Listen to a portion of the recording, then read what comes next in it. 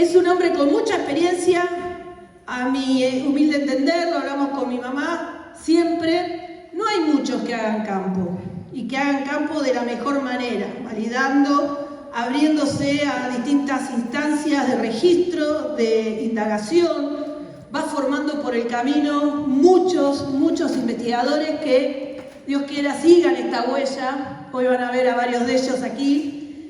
Y para mí, más allá de que es un amigo personal de hace muchos años, tiene toda mi consideración, respeto, es una de las personas más encumbradas, más autorizadas para mostrarnos lo que es el paso siguiente, ir en búsqueda del fenómeno.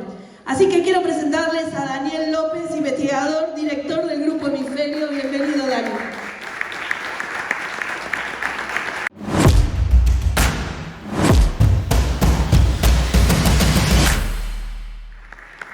Bueno, mientras esperamos a la persona que describió Andrea, voy a empezar.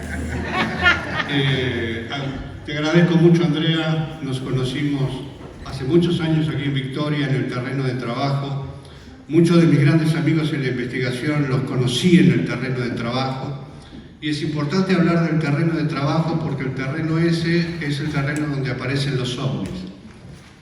El verdadero lugar donde aparecen los ovnis, que suele ser muy distinto, pero muy distinto a lo que uno está acostumbrado a ver en las redes sociales, a lo que lee en algunos libros, no todos necesariamente, pero a todo ese universo que a veces se hace incomprobable, porque está lejano, porque lo dicen otros, y conocer a personas que han tenido experiencias como nosotros, o que trabajaron y dieron su vida, en el buen sentido de la palabra, tras este trabajo, me llena de consideración, de amor y de respeto por ellos, porque están en la misma que yo.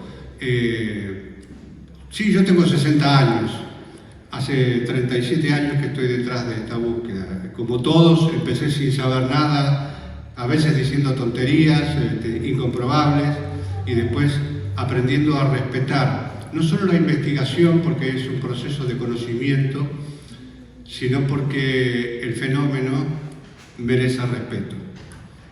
Merece respeto porque los que estamos aquí seguramente, alguna vez por lo menos, hemos llegado a la conclusión, y tenemos que llegar a la conclusión, de que detrás del fenómeno hay una inteligencia, hay una conciencia, hay una cultura, como dice Diego Escolar.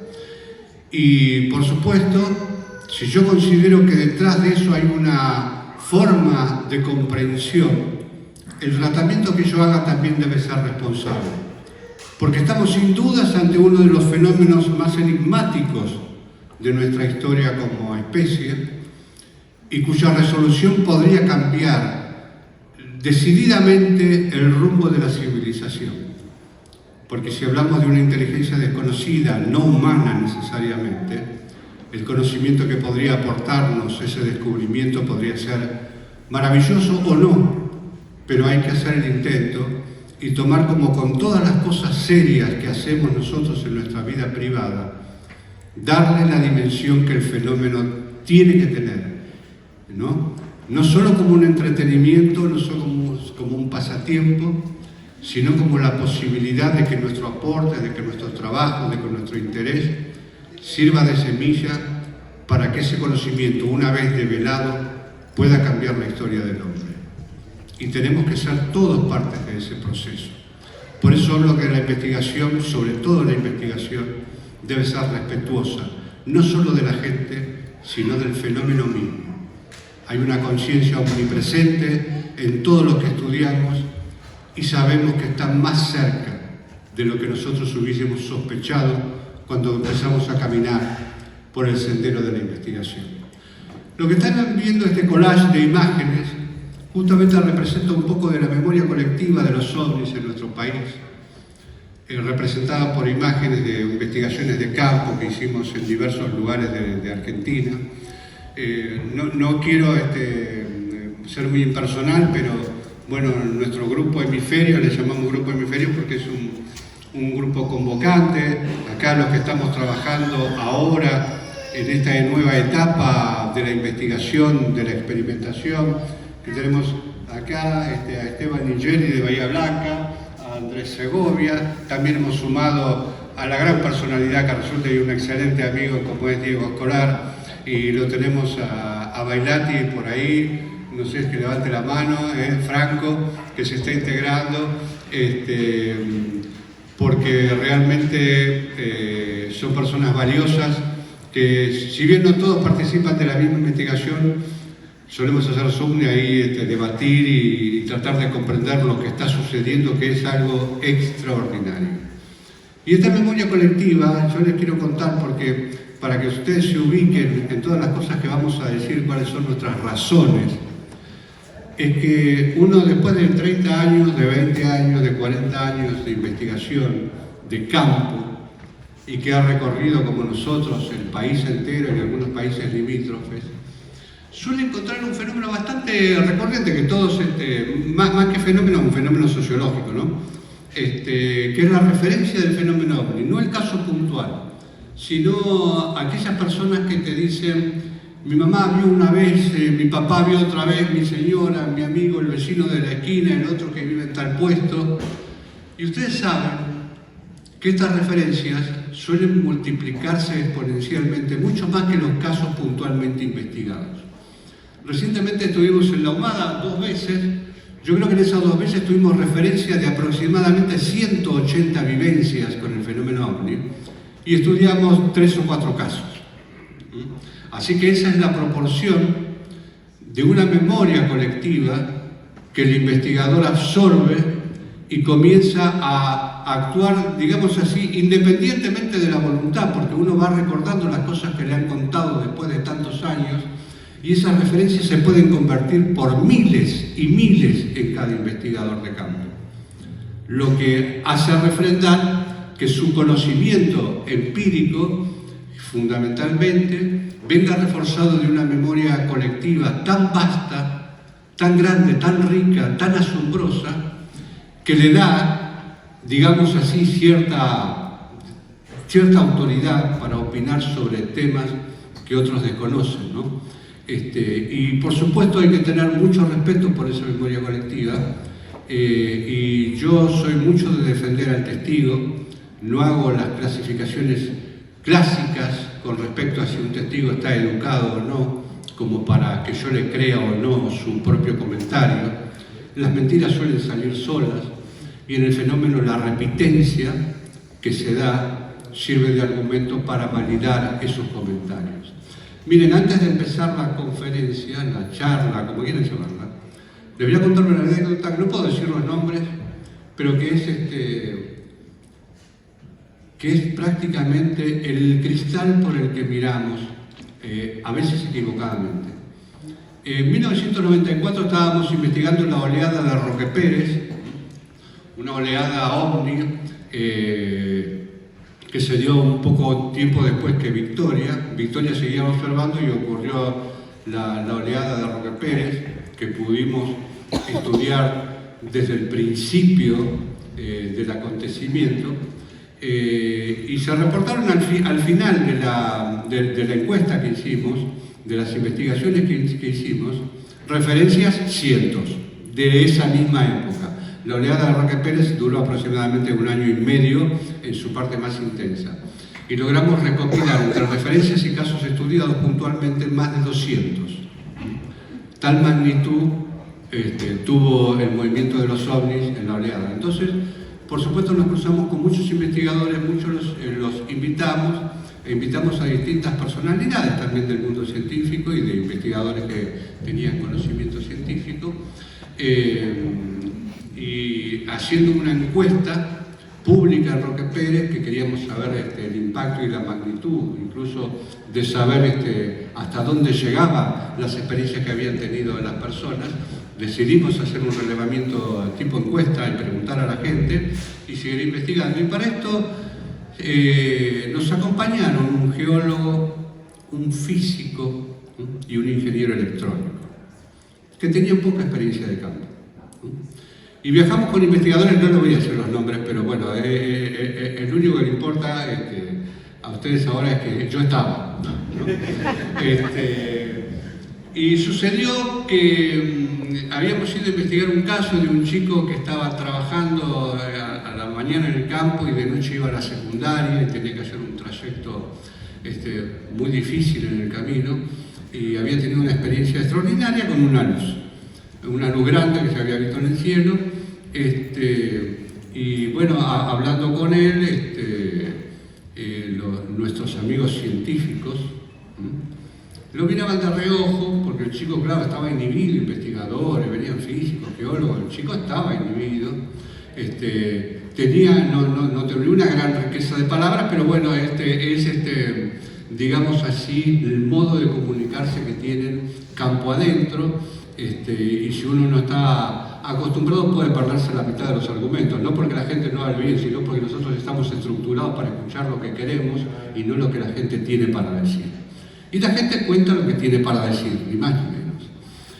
Y bueno, estaban ahí escuchando y decían y hablaban entre labios, entre palabras, y a mí cuando duda el testigo, cuando tiene poca fluidez de palabras, no sé qué pensar, ¿viste? Como si se hubiesen sentado en los sillones del juicio público, ¿no? Para juzgar a un simple campesino que estaba contando algo extraordinario. Yo estaba fascinado. Bueno, pero bueno, lo dejamos pasar. Yo tenía un amigo, sí puedo decirlo porque estaba en Estados Unidos, Carlos Ingaramo, que se calentaba por todo, era Tano prácticamente, y al escucharlo medio que le agarró bronca y bueno. Pero pasó algo extraordinario, que yo le agradezco a la providencia haberlo vivido, porque me pinta el panorama humano tal cual son frente a este fenómeno extraordinario, extraño, a veces incomprensible, que es que dos de los investigadores jóvenes, chicos jóvenes, se metieron en el campo mientras nosotros estábamos haciendo una vigilia nocturna, y habían ido hasta el fondo por un camino y volvían por dentro del campo donde había perros, y uno de ellos, marplatense, tenía costumbre de llevar cohetes de pólvora, justamente por si se llegaba un perro, tirarle que explotara y el perro huyera, ¿no es cierto? Que era costumbre de muchos investigadores en aquellos días. Y los investigadores habían traído unos prismáticos, no les quiero decir unos prismáticos que tenían ópticas así de grandes, habían traído detectores magnéticos, habían traído también detectores de metales y demás. Y estaban haciendo una tarea que yo digo, bueno, ¿dónde me meto yo, no? Porque no tenía prácticamente participación. Hasta que los chicos empezaron a venir del campo y los detectaron con prismáticos. Detectaron sombra por prismáticos, una cosa que no se podía identificar ni con esos visores, ¿no? Y cuando yo llegué, porque sabía que estaban en el campo los chicos, que estaban viniendo, no lo había comentado, no vi la necesidad, empezaron a hablar de que estaban observando cosas extraordinarias en el campo. Y de pronto uno saltó y dijo, parece Santa Claus, pero es gigante, no son dos. Y como tiraban cohetes a los perros, dijeron, crepitan. Esto es extraordinario. Yo no sabía dónde meterme, porque decían, no, son estos dos chicos, por no decir otra cosa, que están jodiendo en el campo. Y se comieron el verso de que era un Santa Claus gigante que había en el campo, los geólogos, los físicos, los ingenieros, que habían caído por primera vez al campo y no sabían identificar un auto de una nave madre, digamos así, ¿no? Entonces, cuando le dijimos la verdad, se enojaron con nosotros, se ofendieron como que habíamos armado esto, que parecía increíble, y bueno, al otro día se fueron temprano y no quisieron saber más nada con nosotros. Lo que esto nos enseña, lo que esto me enseñó en ese momento, es que ningún título te valida la opinión certera. Es que ningún título te valida a entender lo que ve el campesino, el hombre de campo, o quien fuera que hable de los ovnis. Necesitas una experiencia de campo para entender lo que pasa en el territorio de los ovnis. Y si hoy en día vos traes al más famoso de los científicos y los pones en el campo de la Pampa, cuando viene un auto no sabe si es un ovni o es un auto, es un camión. Y el investigador sí se da cuenta por la expertise, por los años que ha tenido muriéndose de frío, tratando de identificar cada luz que aparece en el campo, midiendo el terreno, utilizando instrumentos, escuchando a los pobladores, las referencias los comentarios. Por eso, ojo con juzgar a la gente. Está bien hablar de pilotos, hablar de lo que fuera, pero acá en el terreno de los ovnis está la gente común. Y es la primera referencia que nosotros tenemos de lo más extraño que le sucede al hombre en la actualidad.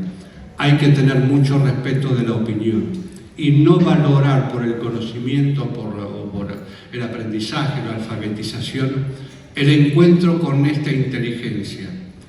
Porque si vamos a reconocer que hay una inteligencia y se comunica con esa gente, algo debe tener que ver. Hay algo que pasa ahí que debemos estudiar. Nosotros no estamos investigando aviones de Marte. Estamos entendiendo los procedimientos de una inteligencia. La inteligencia a través de la cual la memoria colectiva nos ilustra y nos acerca a los puntos más álgidos. ¿Por qué? Porque la memoria colectiva contiene ¿qué cosa? ¿Qué elemento? La casuística, que es la que el investigador busca. Vamos a la próxima diapositiva. Casuística obligada. Registro, si nosotros consideramos, vamos a partir de que hay una inteligencia, no importa de dónde venga, lo que sea, lo que signifique, pero hay una conciencia y la reconocemos. Entonces, ¿qué nos muestra la casuística?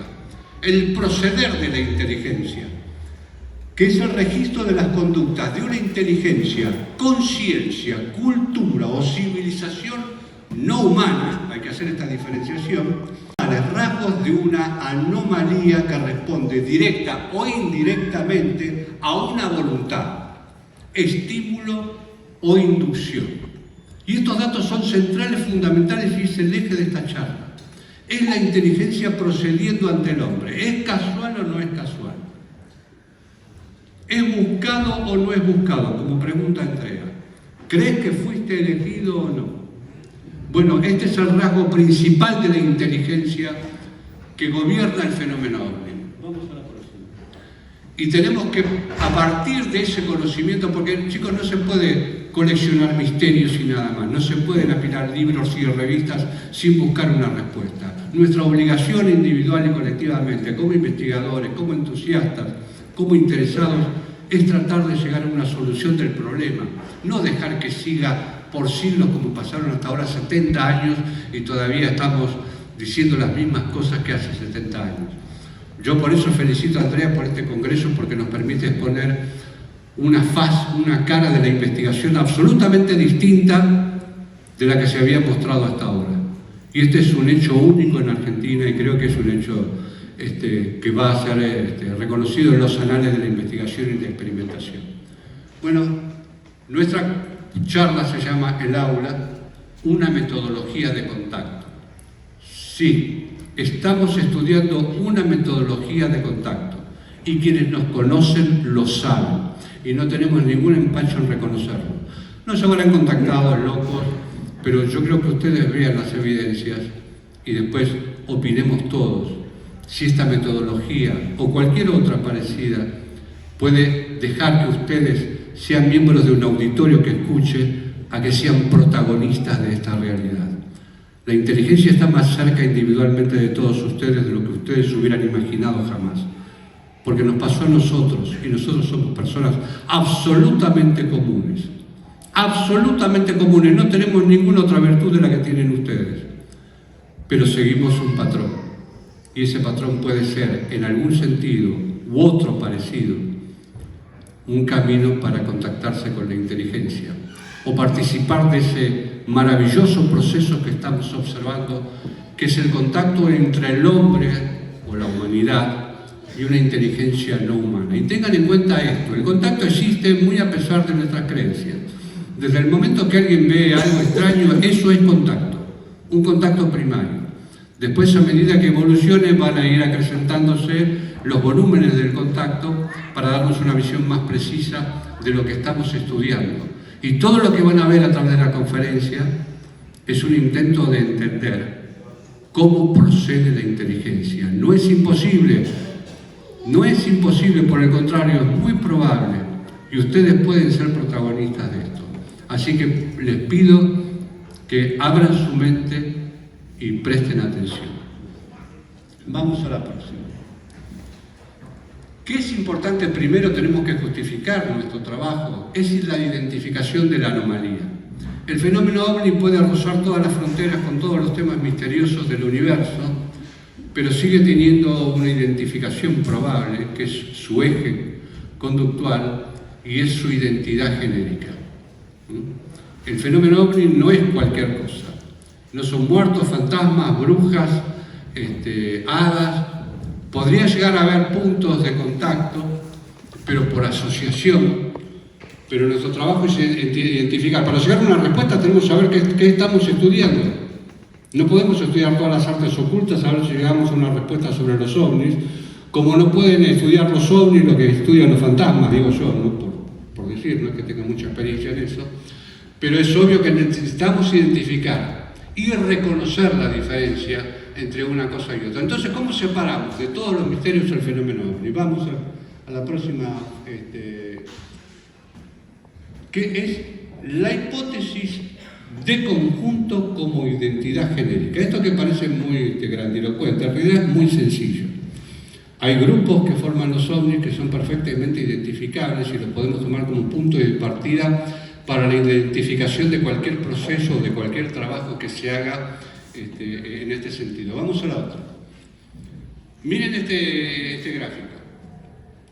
No importa la validez de la fotografía, simplemente son ilustraciones como para ejemplificar lo que queremos decir. Nosotros creemos que la identificación del fenómeno OVNI es esta, la primera, que es la de los platillos voladores o los objetos con forma de cigarro, de triángulo, lo que ustedes quieran. Siempre un cuerpo que parecería estructurado, metálico, de cualquier composición, pero siempre nos recuerda más a una nave, un objeto, una cosa ahí que está volando que parece ser contener algo, ¿no? Bueno, sin embargo, en la casuística mundial, ya no regional también se repite, esto nada más representa el 8%. Después tenemos el grupo de las luces, nosotros llamamos las luces compuestas, podrían darle el nombre que quieran, que son las luces que a veces dan la apariencia de ser un objeto concreto, o sea, luces que forman un círculo, un semicírculo o un triángulo. A veces se ven las tres luces, pero el objeto triangular no se ve. Y estos fenómenos de luces compuestas son muy comunes en las observaciones nocturnas y también diurnas. Y después tenemos, este grupo más o menos representaría el 20%. Pueden cambiar de tanto en tanto, pero estos son los márgenes, ¿no? Y después tenemos el grupo de las luces individuales, las famosas luces que aparecen en los campos, la luz mala o lo que quieren llamarle, que siempre está involucrado dentro del tema del fenómeno OVNI, que forma el 70% de todas las denuncias, de todas las observaciones, y si yo comparo con esa memoria colectiva, le daría un porcentaje todavía más alto. Vamos a la próxima.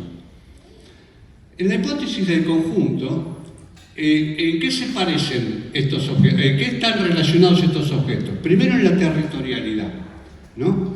Regiones muy marcadas del país suelen tener más actividad del fenómeno OVNI. Ustedes seguramente conocerán Córdoba, que se habló siempre, Capilla del Monte u otra zona, Villa María o lo que fuera, donde hay actividad OVNI, donde se ven todas estas cosas, las luces compuestas y los objetos propiamente dichos. Pero lo más extraordinario es que muchas veces siguen estos mismos patrones, estos patrones numéricos o porcentuales. Temporalidad, Victoria, por ejemplo, es un ejemplo de eso. En la temporalidad, o sea, en el invierno de 1991, cuando empezaron a aparecer los ovnis, no solo aparecían cuerpos u objetos de apariencia metálica, aparecían luces compuestas y aparecían luces individuales, independientes, que se habían visto toda la vida, pero comenzaron a compartir territorio y comenzaron a compartir territorialidad. Lo que ya sería más o menos que lo podemos meter en un conjunto compartido a estas tres variantes, ¿no? Vamos a la próxima. Para que ustedes entiendan, estos grupos coincidentes suelen hacer generalmente las mismas cosas o tienen las mismas propiedades. Faltó un 2% que yo me olvidé de comentar, que son los fenómenos asociados. Por ejemplo, cuando nosotros hablamos de humanoides o de mutilación de ganado o cosas por el estilo, debería, digo para una asociación firme, debería estar el fenómeno de la mutilación o los humanoides asociados a una presencia de alguno de estos elementos de los tres del grupo. A una luz compuesta o a un objeto propiamente dicho, ¿no? Porque si no, cada apariencia humanoide no puede ser, puede entrar en el conjunto de los fantasmas, en el conjunto de los espíritus, en el conjunto de los ovnis o lo que fuera. Entonces, este porcentaje pequeño lo que quiere decir es que del 2%, tal vez sea más en algunos casos y sobre todo últimamente, necesitamos tener la asociación, la presencia del ovni propiamente dicho, para involucrarlo en la mutilación de ganado, por ejemplo, o en la aparición de seres. Tiene que estar asociado, porque no cualquier forma humanoide pertenece al mundo extraterrestre, ¿no? O a esta inteligencia no humana. Y estas salvedades las tenemos que hacer para no crear una bolsa de gatos y pensar que el fenómeno ovni puede ser cualquier cosa. No, no lo es, tiene una identidad. Y a través de estos procesos estadísticos entendemos más o menos cómo podría venir. Y vamos a las características sobresalientes de la casuística en los procesos de interacción. Cuando hablo de procesos de interacción, hablo de la experiencia de la gente con los ovnis, o sea, cuando el testigo se relaciona con los ovnis y el ovni da una especie de estímulo de respuesta o responde a los estímulos del hombre. Esto es interacción. O sea que fenómeno y testigo interaccionan, están comunicados de una manera fortuita, buscada, eso lo veremos después. Vamos a la próxima diapositiva. ¿Qué pueden hacer los elementos de este grupo, de los tres? Seguimientos individualizados. En las tres características del fenómeno ovni, las luces compuestas y los platillos, ponele, pueden seguir vehículos, camionetas, aviones, autos, caminantes, caballos, de la misma exacta manera, a veces a más distancia, a veces a menos distancia. Hay una relación muy significativa entre el tamaño de las luces y el tipo de seguimiento que hacen. El seguimiento es común en el fenómeno, en las tres variantes, nada más que a veces se relaciona al ovni metálico con más altura, pero sí aviones, ha seguido a transeúntes, ha seguido a vehículos en las rutas, por ejemplo en Río Negro tenemos unos cuantos casos que hemos investigado recientemente. Entonces, estas características las comparten los tres elementos, ¿no? Seguimientos individualizados. El ovni parece reconocer al testigo, parece reconocer el modelo de la camioneta, parece reconocer a una persona o un grupo familiar, porque incluso los persiguen a los mismos horarios y en los mismos lugares cada vez que ellos aparecen.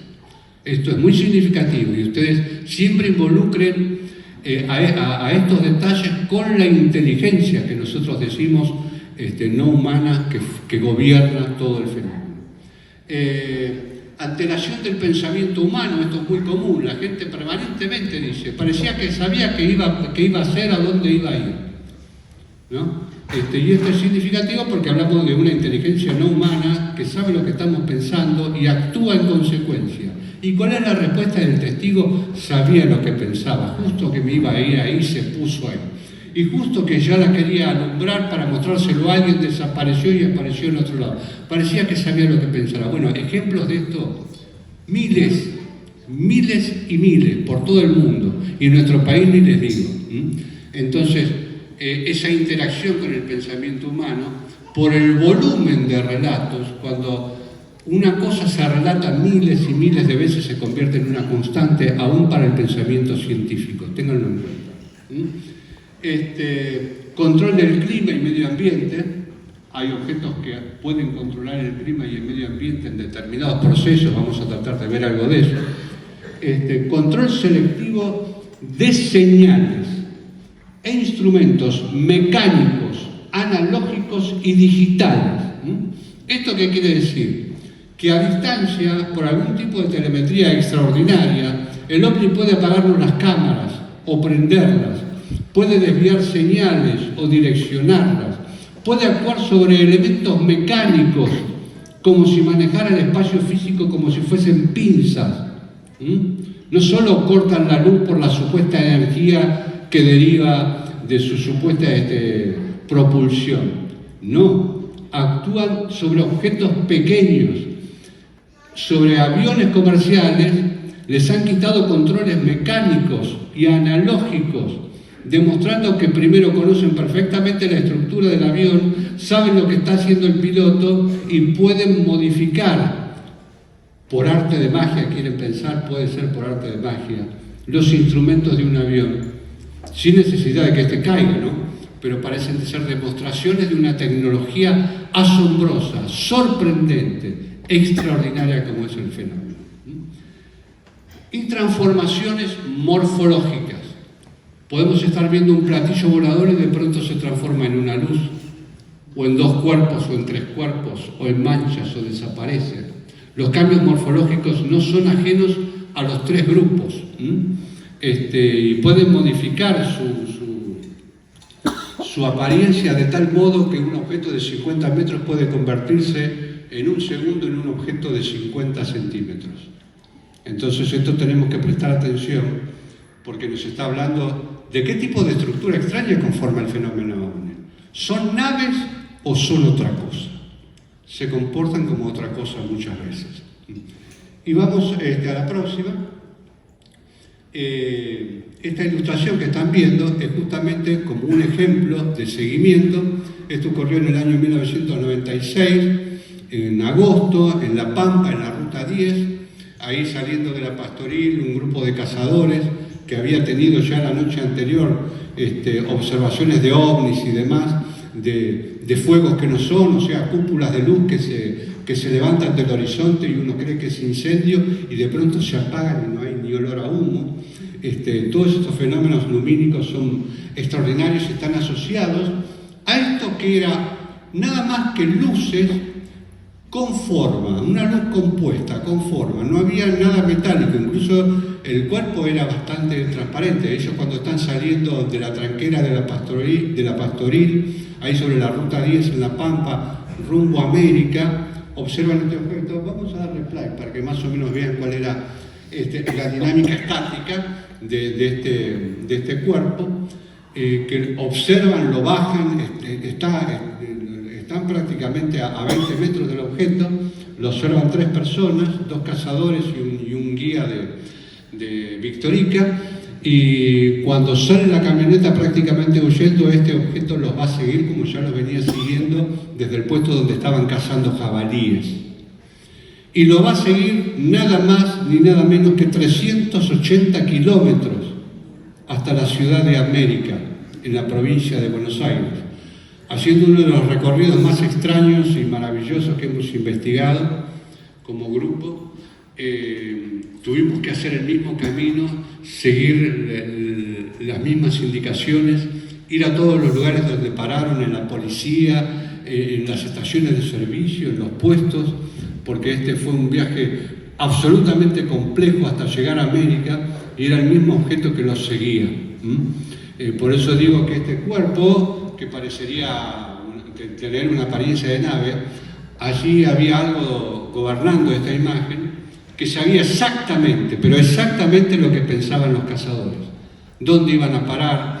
Y había momentos en que los cazadores decían, ahí viene un auto, por lo menos lo van a ver, y cuando el auto venía, el fenómeno se retiraba o desaparecía o se hundía en la ruta, y cuando el auto se iba, se perdía de vista el auto que cruzaba, volvía a aparecer sobre la ruta emergiendo, así poniéndose al costado, demostrando el objeto que tenía interés en la camioneta y en los tripulantes, ¿no? Fue uno de los grandes casos que yo pongo como ejemplo de seguimiento, porque es un seguimiento de 380 kilómetros durante casi 5 horas. Así que ténganlo en cuenta. Y esto pueden hacer los 3 componentes del primer grupo que les mostré del conjunto OVNI. Vamos a la próxima. Esto acá en Victoria, le sucedió a la familia López de Lares, también en el año 91. No me salió la foto de la gente, pero no importa, es una ilustración obviamente, no hace falta que lo diga, pero igual lo digo. De una familia que iba, tenía que entrar a la estancia del fondo, donde estaba la casa, y se habían olvidado la llave de la tranquera y no podían hacer pasar el auto. Entonces, como la llave la tenían adentro, saltaron la tranquera para ir a la casa del fondo, y ahí es cuando aparece este ovni que tenía forma en su perímetro de galería. Estaba estático, totalmente silencioso, mediría aproximadamente de 40 metros de diámetro, según la estimación, estaba a muy baja altura. En general el fenómeno ovni es de muy baja altura, y si hablamos de luces son casi perfectamente terrestres o rastreros. Bueno, ¿qué tiene de sorprendente esta observación? Bueno, de sorprendente tiene al objeto, pero la familia, cuando vuelve, ve al objeto que hace un movimiento y se reduce a una pelota de este tamaño, así la figura. Una figura de 40 metros se produce una pelota de este tamaño, aproximadamente 30 centímetros, pónganle 40 centímetros, es difícil dar una precisión, pero ¿qué hace esta bola de luz que es tan común en los campos? Se mueve lentamente y después sale disparada hacia la zona de la laguna del pescado. Lo que también nos presenta el interrogante: ¿qué es esta imagen? ¿Es la esfera de luz? ¿Es el platillo volador? ¿O es algo más que contiene a los dos? Y esto que vemos físicamente podría ser un artilugio audiovisual, que sin embargo tiene estructura física, pero puede cambiarla de un momento a otro, lo que ya nos estaría descartando en algunos sentidos que esto sea una nave y sea otra cosa que simplemente está haciendo una puesta en escena, algo por lo que se deja ver. Vamos a la próxima. Ahí, bueno, está la representación de cómo se convierte en una luz, después en una esfera y después parte a la laguna. Vamos a la otra. No hay modo de instrumentar, tengan presente lo que les digo, no hay modo de instrumentar las destrezas físicas y las conductas de la interacción con el hombre por parte de estos objetos sin el control o estimulación de la percepción humana. Allí radica su verdadero poder sobre el escenario del contacto. Lo que uno llega a la conclusión después de estudiar tantos casos y tantas referencias es que el ovni, o lo que fuera el ovni, el WAP o la imagen que se presenta, sabe qué pasa por nuestra cabeza, tiene un enlace perceptivo con los testigos, porque si no, no podría proceder de las maneras que procede. No podría reconocer gente, no podría reconocer vehículos, no podría saber cómo se instrumenta un avión, ni cuáles son sus instrumentos sensibles. No me podrían apagar la cámara de fotos y video al mismo tiempo, como me pasó, y como le pasó a tantos investigadores, o quemar una parte de una camioneta y la otra no, y el resto no. De pronto ser fríos, de pronto ser calientes, depende de la posición del observador. Estas cosas demuestran que hay una inteligencia sobresaliente, que está omnipresente, si se puede decir de esta manera para definirlo, y elige el modo de interactuar, elige el modo en que nuestro pensamiento, no de que nuestro pensamiento funciona, pero sí sabe cómo funciona para justamente hacer las cosas que hace y no producir en el testigo, en la mayoría de los casos, efectos negativos. Creo que el distanciamiento, la posición y las intervenciones sobre la física son una demostración de poder, pero no porque ellos, creo yo, necesiten demostrar poder, sino porque nos están enseñando justamente cuáles son las capacidades de esta inteligencia a la que nos enfrentamos. Vamos a la próxima. El escenario del que estamos hablando es una puesta en escena al que el testigo accede mediante estimulación previa. Todo lo que ocurre en él es motivado perceptivamente. No importa cómo se denomine el mecanismo. Es una suerte de telepatía o estímulo biológico a distancia. Vayan tomando en cuenta estas cosas, porque seguramente las han oído hablar miles de veces, pero necesitamos ordenarlas e incluirlas dentro del misterio que estamos estudiando para saber cómo esa fuerza procede, cómo esa inteligencia procede y a través de esos procesos entender qué busca. Vamos a la próxima.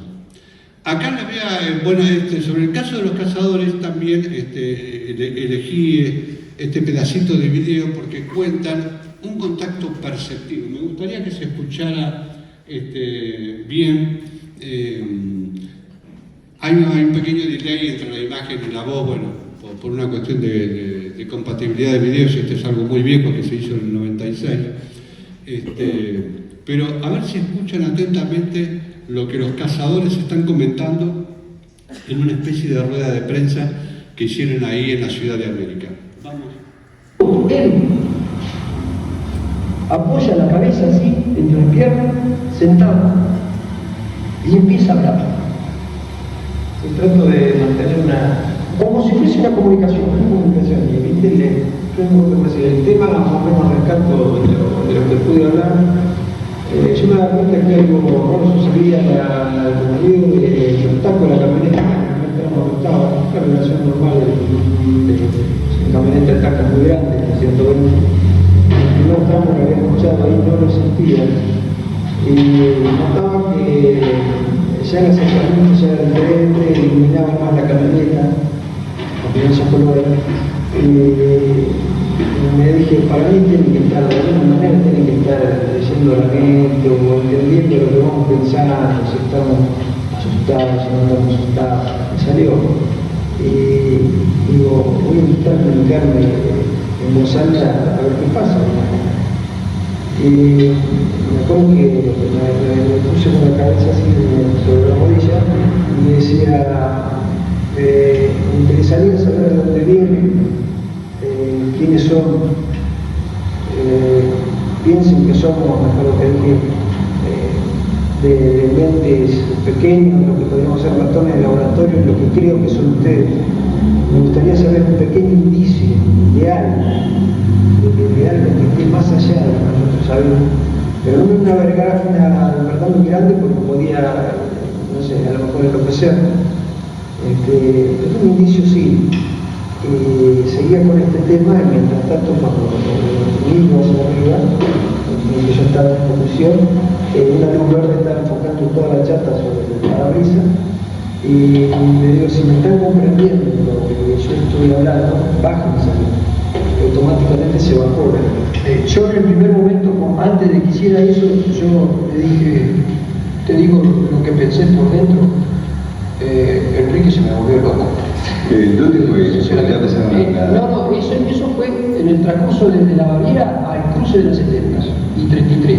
Yo en el momento que él pone las manos así y empieza a hablar, yo digo, se me volvió loco. Lo primero que pensé es, agarré fuerte el volante y digo, no va a ser cosa que se me venga encima o le venga pasando algo, porque al volver a ver todo eso y aparte de todo lo que hemos venido viviendo, yo pensé eso enseguida, instantáneo, algo está pasando. Yo sigo con el tema. Ahí baja la luz yo sigo con el tema, o sea, medio como me impactó, me frené un poquito y intenté seguir conversando. Puse otra vez y me entré a despachar, qué sé yo, cualquier cosa, con las violencias que tenemos acá, de ver si se podían comunicar telepáticamente de alguna manera que no sabía quiénes eran, si realmente eran de acá o no, que la nave no parecía ser de acá, que no estábamos asustados, que teníamos un poco de angustia, pero que se comunicaran de alguna manera. Bueno, algunas otras cosas más. Vuelvo a repetirle, si ustedes no pueden comunicarse con nosotros o no quieren telepáticamente decirnos nada por miedo no, calculo que obviamente si lo pienso yo, si me dan una verdad que sea pequeña, que no esté en el contexto de lo que nosotros conocemos de la vida real. En ese momento, entonces les vuelvo a decir, si están comprendiendo todo lo que yo estoy hablando, por lo menos envíenme unas naranja o rojo, una luz, y en ese momento lo ilumina la chata con una luz roja impresionante. A lo que Oscar me dice, dejate de joder, no te más, contala con él. Sí. Y yo automáticamente, más de lo que me dijo Oscar, más yo que ahí ya fue un segundo impacto medio que no me gustó, o me frené, algo que pasa por aquí, me callo. Con esto estamos... Bueno, creo que, no sé si habrá escuchado bien, pero la última parte todavía es más interesante cuando dice, si ustedes me están entendiendo, aunque seamos seres inferiores, por lo menos envíenme una luz roja y naranja, y de pronto el ovni se convierte en rojo y naranja, y Felipe, que es el que manejaba, le dije, callate la boca, por favor, no hables más, mostrando su asombro de que la luz, el ovni, el objeto, les estaba respondiendo directamente al pensamiento, a la palabra de Bernal, que es este muchacho que ustedes están observando. Y este es uno de los ejemplos más claros porque ha sido una comunicación, digamos así, por llamarlo de algún modo, telepática con los tripulantes de la camioneta, que se fue dando prácticamente en toda la extensión del camino.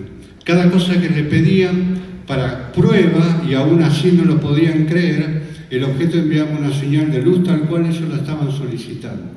Entonces, este mecanismo perceptivo es el que generalmente rige en el contacto, cualquiera sea su naturaleza, porque el fenómeno parece estar consciente de la presencia del observador. Y esto es muy importante. Ahora bien, vamos a tratar de concluir algunas cosas, ¿no? Vamos a la próxima. En el caso de Sarita, que ustedes ven que es el del famoso caso Cutralcó, Sarita en una parte de la observación tenía al frente de su casa un ovni de prácticamente también 40 metros de diámetro, que hacía luces extraordinarias, y ella, mientras todo el pueblo, por lo menos había 150 personas involucradas, por eso es un caso extraordinario, empezaba a cerrar las puertas de sus casas, las ventanas, todo para tratar de no ver lo que había. Ella se sentía, creo que era la única feliz, emocionada, como si tuviese una comunicación justamente, y quería acercarse al ovni para subir, para ver si se la llevaban o no, ¿no? Y vamos a la próxima, aquí es una filmación, que es una ilustración obviamente. En cuanto ella se está acercando, supuestamente nadie debería saber qué estaba pensando, en las ganas de que ese ovni lo llevara, se la llevara. Dale play. Ahora van a ver, cuando ella se acerca, prácticamente está a 4 metros de esta cosa gigantesca que estaba parada sobre el piso de tierra. Se abre como una puerta a un costado del ovni, y lo que va a bajar es una escalerilla. De lo más común que uno puede asociar un submarino, una escalera de hierro, es decir, ¿cómo con semejante tecnología va a aparecer una escalerilla? No, la escalerilla era, dentro de todo el proceso de contacto y también perceptivo, era casi simbólica. Parecía responder con una imagen al pensamiento que ella tenía, decir, bueno, ¿querés subir? Subí. Decir que el marido estaba al lado, esta escalerilla la vio mucha gente, que no era solo una imagen hipnótica o de carácter perceptivo solamente. Al ver que bajó la escalerilla, pensó, se la llevan, la agarró del brazo y la encerró en la casa.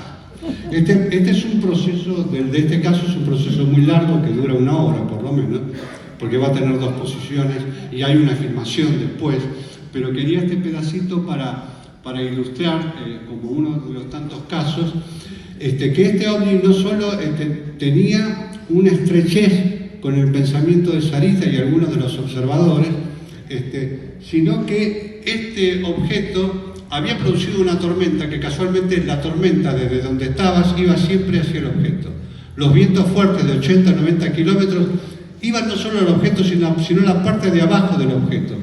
Y cuando un camarógrafo quiso filmar con cámara analógica, que era desde un canal de la localidad de Cutralcó, los 3 minutos que filmó quedaron borrados, pero sin embargo se veía en el visor eléctrico que tenía la cámara. Y estos muchos expertos dicen que es imposible posible, porque si fuese una onda electromagnética que puede borrar la grabación de este tipo, debería haber borrado gran parte de la cinta completa y no solo estos 3 minutos, ¿no? Lo que habla de una precisión tremenda sobre la acción física propiamente dicha. Entonces, en este caso tenemos los dos ejemplos, lo de lo perceptivo y de lo quirúrgico en cuanto al manejo del espacio físico. Vamos con la otra imagen. Control del espacio, lo que estábamos diciendo recién, que esto es puramente control del espacio físico, psíquico y perceptivo. Si leemos bien, vamos a ver que la inteligencia utiliza estos 3 mecanismos como uno solo. No son procesos aparte, no es que haya una expansión de alguna onda determinada y lo perceptivo viene después, no. En los casos, sobre todo estos grandes casos, se muestra que son al mismo tiempo los 3 fenómenos y que la participación y reacción del testigo están coordinados con las acciones del ovni. Lo que quiere decir que bien pueden utilizar un poder simbólico en cuanto a lo que quieren mostrar, pero en el momento de la interacción cristalizan lo que se ve físicamente como parte de un proceso de interacción perceptiva. Es un término complejo, es un fenómeno complejo, pero parece ser que las formas del ovni están consensuadas con la percepción del testigo y que hace cosas que justamente se pueden plasmar en el espacio físico de una manera extraordinaria, como digo, repito mucho extraordinario porque lo es, y crea un nuevo concepto de interacción. ¿Cuál es el concepto básico? Que el objeto de la presencia del fenómeno ovni, de la inteligencia, de la manifestación, de la cultura, de la conciencia que gobierna este fenómeno, es el hombre. El hombre no ve por casualidad un ovni. No es que el hombre se metió donde un ovni estaba haciendo algo y lo vio por casualidad, y hay gente que se esconde detrás de un árbol. El fenómeno, si vamos a la casuística, lo sabe todo. Y esta interacción demuestra que su acción es intencional, está buscando al hombre. No es casual el terreno de trabajo del contacto, está buscando al hombre. Lo digo con plena seguridad después de muchos años de cientos y cientos de referencias que apuntan a lo mismo. Y fíjense la dimensión que esto tiene, que si la inteligencia está buscando al hombre, este es un proceso de comunicación que el hombre jamás había entendido ni visto, ni siquiera pensado. Ustedes, si ven por las características de la gente a la que el ovni se comunica o interacciona o pone dentro de un teatro de operaciones, van a darse cuenta también un poco de la naturaleza de la inteligencia. Y la naturaleza de la inteligencia es muy difícil, muy distinta de lo que uno piensa sociológicamente o dentro de los niveles de comunicación o de poder que nos manejamos nosotros. Que si un ovni tendría que contactarse con la humanidad, debería hacerlo con algún presidente, el papa, un líder religioso. Parece que en la realidad, en el terreno de trabajo, esto no sucede. Lo más importante parece ser, porque imagínense una inteligencia de este tipo, si ustedes la midieran, la diferencia entre inteligencias entre los hombres son mínimas e inexistentes. Podríamos poner a un iletrado, absolutamente iletrado, a un ignorante absoluto de la mayoría de las cosas de los conocimientos, y ponerla al lado de Einstein, y para ellos no habría casi ninguna diferencia. Porque es obvio que con esta tecnología, este control del espacio perceptivo y del espacio psíquico del testigo, demuestran un poder absoluto como nadie había imaginado antes. Entonces, ustedes tomen esa característica de la inteligencia, ese poder que tienen sobre el espacio físico, esa capacidad de contactarse individualmente con los hombres, y empiecen a darle un motivo. Es obvio que se dirigen a ustedes. Esto no es una elección en los niveles espirituales, no se confundan. En el terreno de trabajo, en el campo de trabajo, cualquiera puede ser testigo. Nosotros hemos entrevistado a gente que no podemos dar el nombre, que estaban gorreando a sus mujeres, por decirlo de alguna manera, o gente que venía de beber vino, de un buen asado, o gente que venía de cometer delitos, y sin embargo vieron ovnis y fueron involucrados en el teatro de operaciones. Y es sorprendente que esa interacción nos esté demostrando la base de los principios que tendría esa inteligencia, que es desconocer en el hombre cualquiera de las diferencias que el hombre sostiene entre sí. Por eso quizás este tipo de contacto se está realizando en los campos de nuestro país, por ejemplo, por dar algún ejemplo, y no con la NASA, o no con el Pentágono, o no con los poderes del mundo. Esto hay que tomarlo en consideración. ¿Podría ser que el contacto sea exclusivamente para la gente común y no para las élites, para los gobiernos? Puede pensarse. No sabemos cuál es la finalidad, pero es obvio que no reconocen ninguna diferencia entre nosotros, que ni el más humilde de los hombres ni el más encumbrado para ellos tiene ninguna diferencia, y esto haría de esta motivación un acto gigantesco de voluntad, de elección. Cada uno de ustedes es tan importante para esa inteligencia no humana, provenga de donde provenga, que ningún gobierno querría reconocer. Tomen en cuenta esto, porque esto sucede en el campo de trabajo. Vamos a la próxima. Y si el fenómeno o esta inteligencia tiene tanto poder y los tres grupos son coincidentes y representan lo mismo, tenemos que reconocer que uno de los fenómenos que más son representativos del tema de los ovnis son justamente estas luces. Pasemos a la otra. Estas luces que aparecen en los campos han convivido con los hombres desde hace siglos.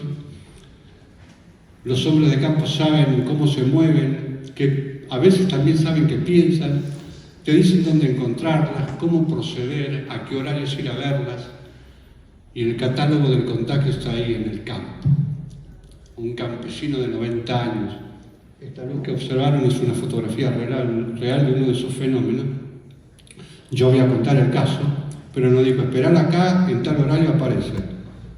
Creo reventar. En tal horario y en el lugar aparecieron. Y van a ver que es una experiencia maravillosa. Vamos a la otra. No hay que asombrarse de que digamos de que la luz tenga esta incidencia sobre los hombres del campo, porque ha tenido incidencia sobre la humanidad. Las tablillas de Hammurabi, que fueron entregadas por el dios Marduk, si mal no recuerdo, se presentó a Hammurabi en forma de esfera de luz, y era una simple esfera de luz. Y si ustedes no están involucrados con sus creencias, con las esferas de luz, vamos a la siguiente fotografía, que es la experiencia de la Biblia, de Moisés, que habla con Dios, que es una esfera de luz. En ambos casos, Hammurabi y Moisés les transmitían conocimientos, les daban pautas de comportamiento, les decían cómo convivir, incluso algunas cosas más complejas que están relatadas en casi todas las religiones. Las esferas de luz están presentes en sus vidas, aunque no lo hayan querido reconocer, porque la primera imagen de los dioses es una esfera de luz. Y que ya haya sido que en los tiempos bíblicos, o aún antes, el hombre reconociera en esos fenómenos que hoy dicen, está borracho, vio una luz en el camino, haya sido el inicio de la relación entre el hombre y esta inteligencia no humana. Por eso hay que respetar mucho los testimonios. No va a ser diferente Moisés a los paisanos del campo. Quizás Moisés puso un poco más de atención, pero era una esfera de fuego, era una esfera de luz, no era otra cosa, y procedía como proceden todas las esferas de luz que hemos visto. Tengan en cuenta, aunque esto sea difícil de asimilar, porque estamos hablando de la inteligencia no humana, cuyo poder es ilimitado, y ha decidido contactarse con el hombre. Nada distinto a esta imagen que están viendo. Vamos a la próxima. Un péndulo. sabiendo hace ya muchos años que el contacto tenía mucho de perceptivo y de que era prácticamente antropocéntrico, o sea que el objeto de aparición del fenómeno era el testigo, no por otra casualidad, sino el testigo propiamente dicho, dijimos, si este contacto es perceptivo, ¿cómo podemos llegar a individualizar la inteligencia o a recibir alguna señal? Y eso se nos ocurrió en el año 94, finales del 93 y principios del 94, cuando elegimos como método de trabajo, abran sus mentes, el péndulo. ¿Por qué el péndulo? Simplemente porque en esa época, recorriendo Córdoba, conocimos a varios radiestesistas que trabajaban para la Policía Provincial, también para la Policía Federal, y trabajaban para la ESO y para la Shell, para buscar pozos de petróleo. Le pagaba la Shell para buscar pozos de petróleo a un hombre, al que le preguntamos si era posible detectar ovnis con un péndulo, y dijo que el péndulo podía darnos una respuesta sencilla por sí o por no, según la pregunta que hiciéramos, pero la pregunta debería estar bien direccionada. Bueno, hicimos un pequeño experimento ahí mismo en Córdoba, y a través de un péndulo que habíamos armado, en realidad el péndulo no es importante por la estructura que tenga, la piedra, el cristal o lo que fuera, sino por la predisposición de la mente para utilizarlo. Hicimos un pequeño experimento y bueno, nos dio resultados increíbles en esa primera oportunidad. Y después empezamos, dijimos, bueno, por acá puede haber un camino. ¿Por qué? Porque el péndulo, vamos a la próxima, tiene algunas características importantes para un contacto, para no ir a cualquier lado, que es un vector aséptico, no es necesario rezar, no es necesario invocar, no es necesario estar preparado, ni comer chía, ni arroz chamaní, no es litúrgico, por esas mismas razones, ¿no? Requiere concentración y da respuestas simples y marcaciones inmediatas. Es mecánico y perceptivo a la vez.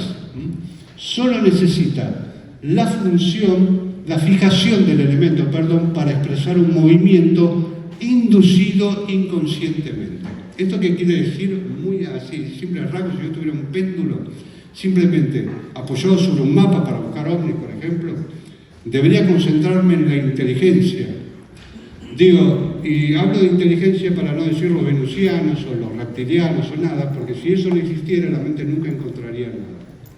Entonces tuvimos que convertir a la inteligencia en un símbolo universal para que fuera posible identificar ese camino y que nos llevara al puerto que queríamos llegar, que era alguna respuesta de la inteligencia, alguna invitación. Bueno, en el 94 nos dispusimos con un grupo de gente que fuimos recolectando, que nunca había hecho un experimento jamás en su vida con el péndulo, y empezamos a trabajar primero en forma experimental y después ya en forma casual, después mucho más estructurada. Pasemos a la próxima.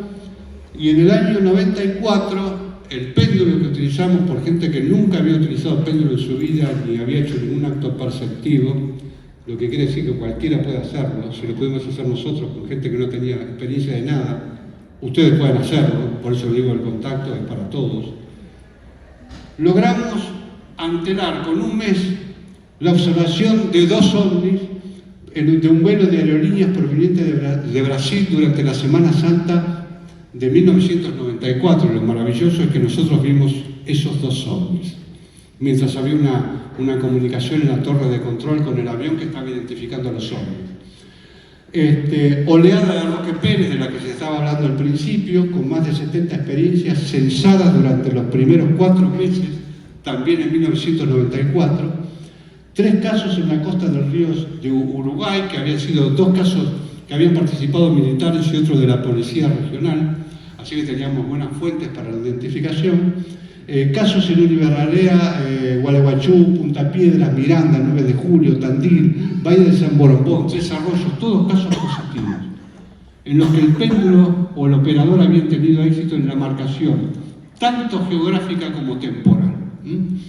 Muchos de estos casos están plasmados ya desde aquella época en la estadística RAO, la Red Argentina de Omniología, que bueno, que operaba en aquellos momentos, que existía, de 1994, con más de 60 aportaciones nuestras con el péndulo, solo en ese año y en su estadística.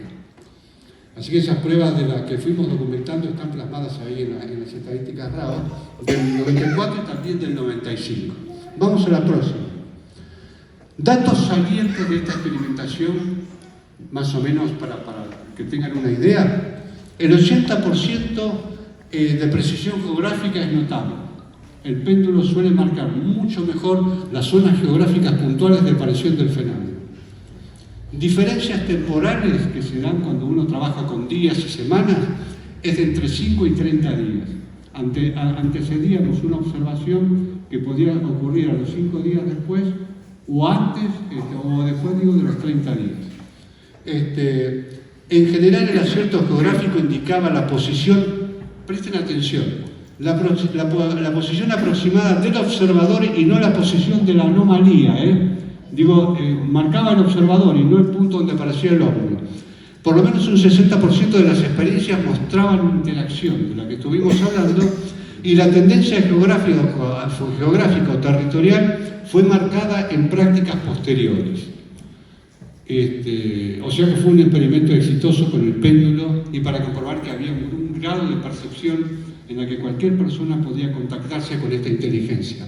Vamos a la próxima, vamos a tratar de apurar porque nos estamos yendo. Mostramos. Vamos. Lo que están viendo es el cañadón de Caitacó al sur de Villa Regina, en Río Negro. Fuimos allí llevados por el péndulo y acá tengo al responsable, Esteban Ruggeri, que nos llevó al exacto punto, que es sobre una barda. Yo les quiero mostrar que teníamos un plano de observación enorme, por lo menos 40 kilómetros hacia el horizonte. Están viendo el lado sur un camino, y nosotros ahí con la camioneta puestos en medio de la inmensidad. Fuimos llevados por el péndulo, como les decía, y para que vean, hay muy pocos puestos.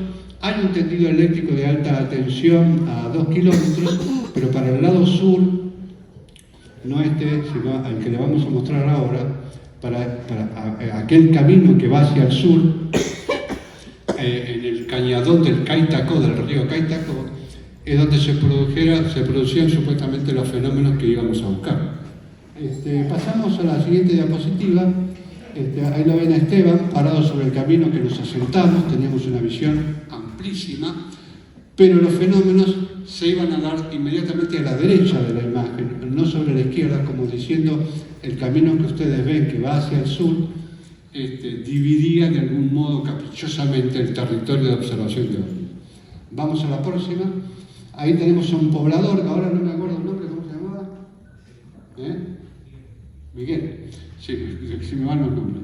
Miguel nos confundió con que éramos ingenieros del agua y veníamos a hacer algún trabajo y nos preguntó si éramos, obviamente. Y nosotros terminamos preguntándole sobre ovnis. Y dice, mira, está en el lugar correcto porque acá a las 9 empieza el show y a las 11 termina. El show de luz, ¿no?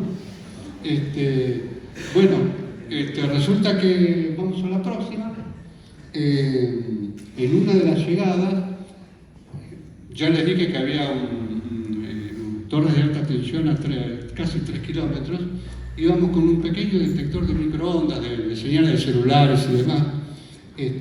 Cuando llegamos, en la segunda oportunidad, por ejemplo, pero les quiero mostrar, a ver, pone play.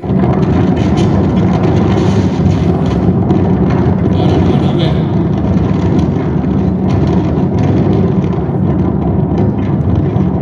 Van a ver la marcación de la señal de microondas que viene en un terreno absolutamente vacío y sin ningún elemento para considerar de que algo podía producir esa marca magnética, ¿no? Esa noche en particular que ustedes están viendo, la marcación duró nada menos que 7 horas. Después se apagó y no volvió a marcar nunca más nada. Lo que quiere decir que había una señal irradiándose en una región que estos pequeños, sencillos instrumentos podían captar y que estaban relacionados con el fenómeno de alguna manera. Vamos a la siguiente. La primera noche les debo confesar que se nos apagaron las cámaras. Acá los chicos están de testigos, se nos apagaron la cámara de filmación y de fotografía. ahí Esteban, porque no era, me dijo una cosa que me iba a reiterar algunas veces más, quédate tranquilo y disfrutemos si aparece algo. Bueno, exactamente a las 9 empezaron a aparecer destellos. Esta es imagen de otra cosa, o sea, de otro día que fuimos ahí. Y empezaron a aparecer cosas como esta, que eran destellos sobre el cañón del Caitacó y sobre el horizonte propiamente dicho. Vieron que es un panorama muy amplio. Y empezaron a aparecer destellos en todos lados. Pero eran destellos totalmente extraños, iluminaban mucho y no había ninguna razón ni elemento que pudiera justificar esos fogonazos en el horizonte, ¿no? Hasta que cerca de las 11, el último fogonazo, que fue a 300 metros nuestros, no pudimos fotografiarlo, chicos, lo lamento, fue una luz que se elevó como si fuese un pájaro con alas iluminadas, aleteando, pero era la total oscuridad y solo se veía ese reflejo casi fosforescente que hizo en línea recta, fue desde el suelo hasta perderse en el cielo. Y dijimos, bueno, perfecto, el péndulo fue exitoso y vimos más o menos lo que la gente contaba. La segunda y la tercera vez vamos a pasar la fotografía, pasamos una, sobre esos horizontes. Acá están viendo fotografías de luces que se van alineando, inexplicables porque son caminos vecinales, hay pocos puestos, y esto que no es una línea de luz, sino que ustedes verán, no sé si se ve nítidamente, lo forman varias esferas de luces. Tengan presente esto porque la vamos a presentar otra vez. Vamos a la otra. Observen dos luces que se ensanchan, que no es un efecto mecánico, es lo que hacía la luz durante la exposición. Sobre aquel lugar no había caminos reconocibles, y no tiene la apariencia debería tener un gran tamaño por la distancia en que estaba, y no debería pertenecer a ningún vehículo porque prácticamente ahí los caminos medios se hundían debajo de lomas y desniveles del terreno, ¿no? Pero estaban ahí, las estábamos observando. Después se produce otro fenómeno. Vamos con la próxima, a ver si es otra. Bueno, otra fotografía de la misma luz. Ustedes ven más o menos por el tiempo de exposición, las estrellas se mueven, estaban descendiendo desde aquel lado, pero ahí está la luz, en la misma posición, primero se alargaba, después se achicaba. Vamos a la próxima, y lo que ustedes van a ver, que eso lo hicimos la tercera vez, nos compramos un visor nocturno, no es de gran calidad, pero por lo menos capta aquellas cosas que el ojo humano, inclusive la cámara de fotos, no puede captar, ¿no? Y ustedes están viendo dos luces. La del fondo de todo, al fondo del cañadón de Caitacó, puede ser una empresa que trabaja sobre el agua, en un pequeño dique, pero muy pequeño, muy humilde todo, como para favorecer la irrigación de algunos campos, tener agua potable. Y esta luz que ven más abajo, no la veíamos. Solo la detectamos por esta cámara infrarroja, ¿no? E incluso yo saqué fotografías. Vamos a la próxima. Ven que tiene un movimiento. Esto estaba bastante lejos, pero se ve que la luz de abajo era una cosa muy importante, que estaba prácticamente a la par del camino. No sabemos si estaba yendo por el camino concretamente, pero no la veíamos ni con prismáticos ni con cámara de fotos. Es más, vamos a la próxima. Esa es una luz que muestra el complejo, que es una luz de una foto de larga exposición, pero no muestra la luz si estábamos a la misma altura que observábamos con la cámara de infrarroja o con la cámara nocturna. Lo que nos demuestra que había algo allí que estaba en otro plano de la refracción de la luz, y no se observaba con el ojo humano, ya digo, ni con la cámara Nikon que estábamos sacando de larga exposición, ni con los binoculares. Lo que es muy extraño, porque los camiones no están, los autos, en el caso de que fuera eso, cosa que no es, acondicionados para manejarse en el infrarrojo, ¿no? Lo importante es que el ojo humano pueda verlo, cualquier luz que tenga cualquier vehículo, aunque parece obvio, pero es necesario explicarlo porque dicen, no puede ser un vehículo, no un vehículo, no una cosa que nosotros conozcamos, ¿no? Sobre todo en aquellas latitudes, en el medio del desierto, donde hay que tener potentes faros para guiarse por caminos que son bastante dificultosos. Y ahora vamos a la próxima, otra foto tomada unos minutos después, cuando la luz de abajo, esa que no observábamos a simple vista, está muy cerca de esta luz, y lo que queremos mostrarles es la filmación justamente de la cámara, donde va a observar el tránsito. Nosotros por supuesto aceleramos la cámara, van a sentir que hay ruiditos bien acelerados, pero para que vean el movimiento de esa luz, los cambios morfológicos que suele tener esa luz y los destellos que provoca, que si fuese un vehículo yendo hacia el sur, hubiésemos visto supuestamente las luces rojas y parecía que siempre iluminaba para nuestro lado, por la intensidad que alcanzaba, que debía ser, por la distancia que estaban estas luces, a más de 25 kilómetros, realmente gigantescas. Así que pasamos a la próxima, a darle play. Vamos a ver el movimiento. Y presten atención a los cambios de luz, ¿no?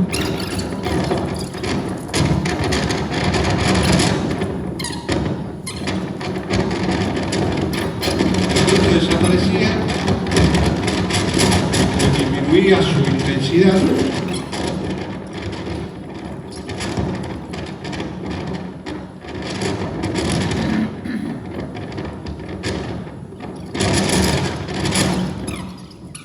Ven que se producen dos luces, hasta tres vistas de cerca, van a destellar a distintos tiempos, cosa imposible de un vehículo que se aleja. ¿Ven? Adquirían como gigantescos reflectores que estaban apuntando hacia nuestro lado.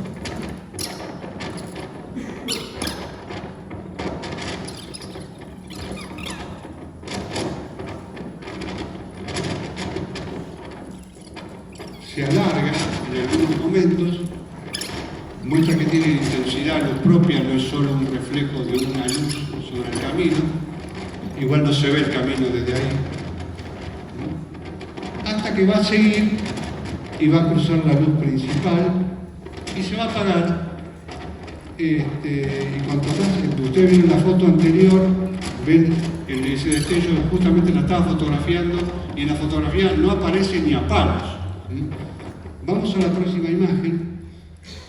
Ahí está la foto que les decía. No aparece la luz, directamente no se observa por el ojo humano, que es algo que nos habían recomendado los científicos de Geslalen, de decir que probáramos cámaras infrarrojas o nocturnas, porque a veces el fenómeno OVNI se manifiesta en otro rango de luz, nosotros no lo vemos, pero lo podemos detectar con instrumentos, ¿no? Bueno, vamos a la próxima.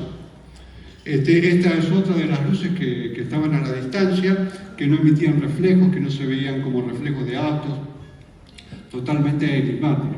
Pero vamos a lo que realmente nos interesa. Vamos a la próxima. Nosotros, por supuesto, estuvimos de ahí de Villa Regina, nos fuimos a Cerro Policía, que teníamos también indicado. Cerro Policía es ese cerrito que ustedes ven, es a 160 kilómetros de General Roca, hacia el sur. Es un pueblito de 50 casas, no tiene más. Y vamos a la próxima, y yo quiero que vean dónde estábamos apostados para que se den idea del paisaje, ¿no? Vamos, que es la segunda tranquera de la ruta del Barrial, que es un camino vecinal que conecta algunos puestos, y ustedes van a ver que es arena, y algún puesto que está uno a la izquierda, otro a la derecha, a 20 kilómetros y demás, de que teníamos en plena noche un campo visual extraordinario donde no había nada que pudiéramos confundir, salvo algunos puestos que ya teníamos identificados previamente por un estudio geográfico que habíamos hecho para identificar lugares que pudieran emitir algún tipo de luz, ¿no?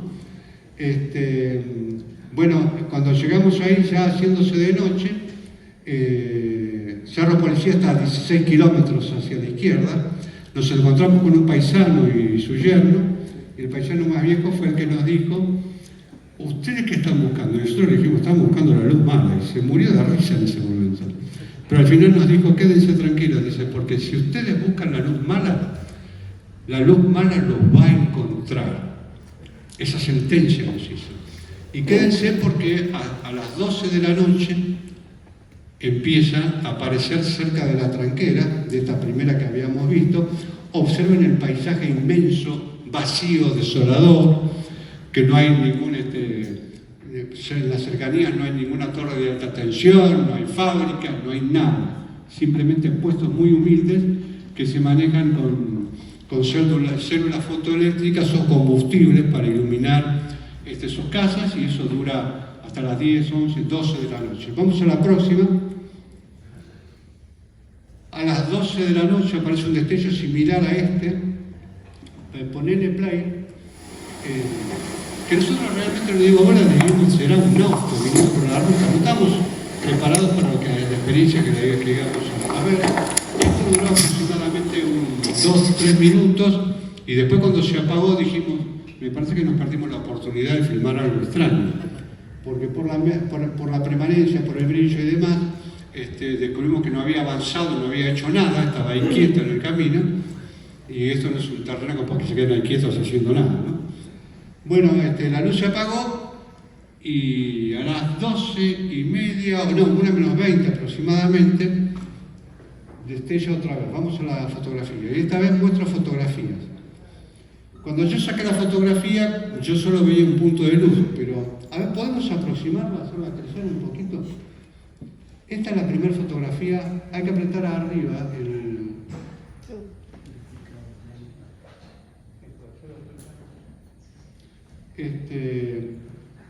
que era un grupo, porque las estuvimos viendo con los prismáticos,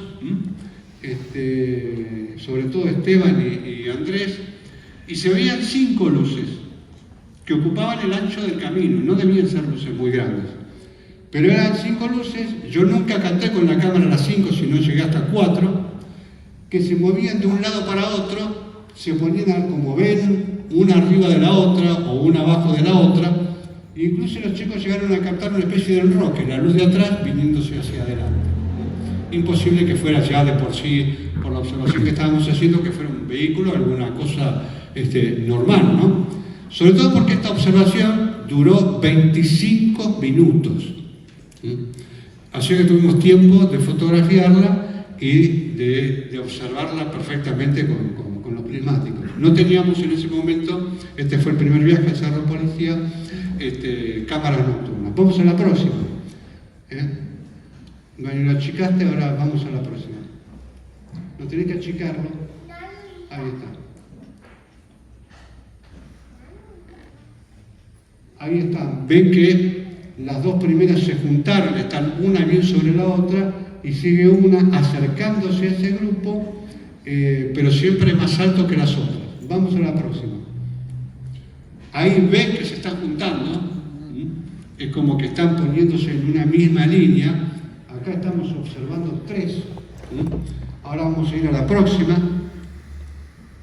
Ahí tenemos a las 5 juntas. Se ven como 4, pero en realidad eran 5. Puede ser que una esté, la quinta, digamos así, está medio tapada por la luminosidad. Pero observen esa forma. La evidencia de que estaban agrupándose. Y terminaron como, vamos a la próxima, como una esfera de luz, como la luz mala que describen los paisajes. Vamos a la próxima. Ahí lo vemos un poco más a distancia, alejamos el visor. Ven el cielo estrellado, aquello de arriba son estrellas. Vamos a la otra.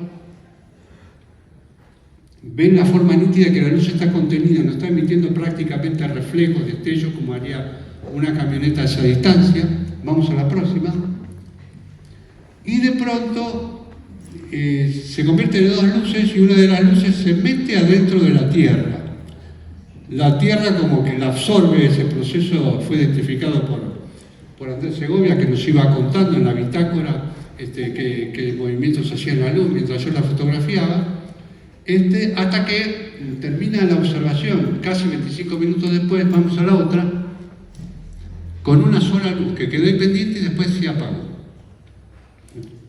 Este proceso, ya digo, que duró casi 25 minutos, Por supuesto preguntamos a los pobladores si hubo tránsito, a los puestos cercanos, no hubo tránsito, no podía ser. Es más, terminó esta observación, nos dimos vuelta y de espaldas a la tranquera donde estábamos, aparece esta luz, pero en el camino contrario, y vos sabés que parecía que venía y de pronto hizo un sac tremendo a una velocidad enorme y se habrá metido por lo menos 2 o 3 kilómetros dentro del campo y desapareció. Pero bueno, esta fue una de nuestras primeras experiencias junto, por supuesto, con el cañón del Caetacó, el cañado, del Caetacó, de las luces a procesos a los que habíamos sido invitados por el péndulo. Quiero que lo tengan presente. Vamos a la próxima fotografía. Acá también, en el mismo lugar, ya cuando fuimos con cámara nocturna, ponelo. Bueno, ahí está filmando. Las entré y está filmando. 2 luces que no se veían. Se ve cada vez que brilla más o menos. Con los binoculares. Bueno, la dejo y con acá la cámara. filmando. Está filmando y se ven 2 luces muy pegadas. Cuando acercábamos se veía más claramente, pero ahí hay 2 luces, aunque ahora se ve una por el tamaño y demás, ¿no? Y estas luces no había caso, estuvieron ahí aproximadamente 30 minutos y no la podíamos observar con prismático, no la podíamos encontrar por ningún lado, solo era visible a través de la cámara nocturna. Y vamos a la próxima imagen, donde estamos sacando las fotos para hacia el mismo lugar y vean que no hay ni un reflejo en el horizonte. Que estos objetos que se estaban viendo, estas luces que se estaban viendo en un rango visual distinto al que nosotros estamos acostumbrados a ver. Y esto, en más de una oportunidad, nos mostró cosas que no se observaban a simple vista. Vamos a la próxima. Y esto es una especie de regalo, todavía nos falta analizar, pero esta es una foto que recibimos anteayer, de la misma zona, donde un paisano logra, hasta el pedido que hicimos nosotros, por favor, sáquenle foto, aunque sea con el celular, y nos manda esta luz que observaron en el Cerro Policía hace 2 días, a la noche. Vean que debería ser, para que salga con el celular, una luz intensa, muy cercana. Podríamos pasar las grabaciones que nos hicieron los paisanos, pero bueno, ahora no tenemos tiempo, ya tenemos que terminar. Pero esas son las cosas que se observan y que nosotros hemos visto en un lugar al que nos llevó inevitablemente la radiestesia. No fue la radiestesia, fue una invitación más allá del campo perceptivo. Pero lo logramos, y lo logramos varias veces. Vamos con la próxima. Y bueno, nos tocó investigar en La Pampa.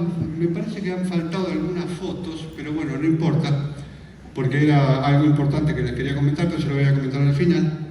Hicimos un viaje a La Pampa reciente, ahí lo ven a Diego Escolar, está Segovia, está Soldano, está Carlos Yurchú, Patricio Parente también antropólogo y Esteban, que hicimos una recorrida porque en La Pampa, en esa zona de La Pampa, en La Humada, se habla mucho de un fenómeno territorial único que es la casilla.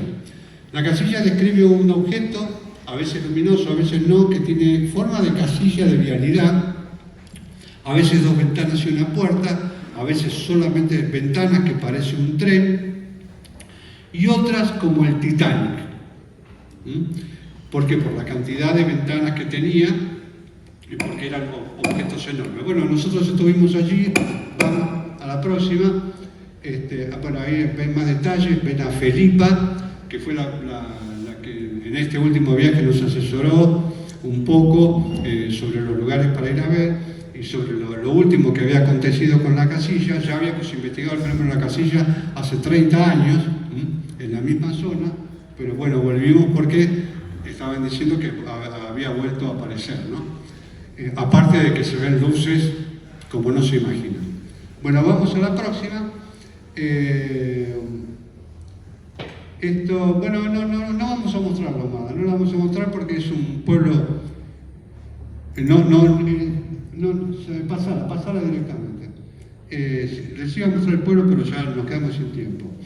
No vimos nada esa vez, y ahí estamos con la camioneta, esa es la camioneta de Diego Escolar, y la foto fantástica que sacaba Cristian Soldano. aunque no vimos nada en particular, pero nos sirvió para identificar en la zona las posiciones a lo lejos de la humada, en fin, algunas posiciones geográficas que teníamos que tener en cuenta para identificar fenómenos luminosos, ¿no? Yendo para el pasaje Chosmalal, que no es el Chosmalal de Neuquén, sino el Chosmalal pampeano. Vamos a la próxima. Después volvimos con Esteban, esa es la camioneta de Esteban, y nos había recomendado una mujer: vayan al fondo de la 27, que la 27 termina en la frontera con la provincia de Formosa, que es un cortafuego de la ruta. Lo importante de esta foto es que ustedes ven que no hay torres de alta tensión, el camino es arenoso, al fondo van a ver un par de horizontes, como nosotros les llamamos, que son los pastos que están alrededor de la ruta, un desnivel que baja, otro que sube. Y allí, bueno, estuvimos a la noche hasta las 1:30 de la mañana, había aparecido un destello, pero no era significativo, así que no es que nosotros le damos bola a todos los destellos. Y a las 1:30 de la mañana digo, bueno, vamos a descansar, y bueno, porque al otro día teníamos que ir a una zona, en la zona de Chosmalal, donde decían que aparecía la famosa luz de la piedra ancha, que es una piedra que está a 1000 metros aproximadamente del pueblo, que sale todos los martes a las 10 de la noche. O sea que esto suele ocurrir muchísimas veces, que las luces tienen horarios y días de aparición, digo como para no encontrarlas, ¿no?